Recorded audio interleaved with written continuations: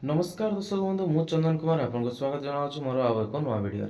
एबे पीएम आवास योजनार वर्क ऑर्डर आसीगला तो केमती चेक करेंगे निज मोबाइल रे आधार कार्ड नंबर देकी केमती डाउनलोड करेंगे से विषय में भिडियोटी होती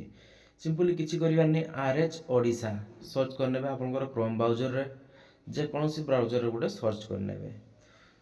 आपको लाइव एवं आधार कार्ड देकी वर्क ऑर्डर डाउनलोड करके देखी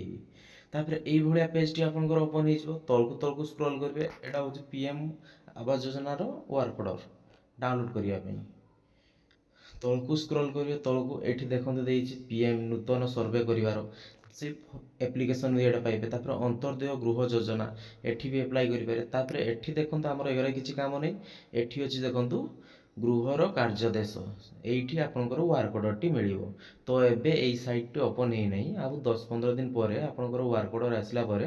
ये आपड़ जाकि आधार नंबर देकी डाउनलोड करेंगे वर्क ऑर्डर टी एबे वीडियो टी कर आगुआ ये जो देखी गृहर कार्यदेश ये क्लिक करके आप आधार कार्ड नंबर टी देवे तापर वर्क ऑर्डर टी को डाउनलोड करेंगे निज मोबाइल रे जेकोसी गोटे ब्राउजर ओपन करके आरएच ओडिशा सर्च कलापर ये जाकि डाउनलोड करेंगे जदि वीडियो भल लगी लाइक शेयर कमेंट निहाती करूँ।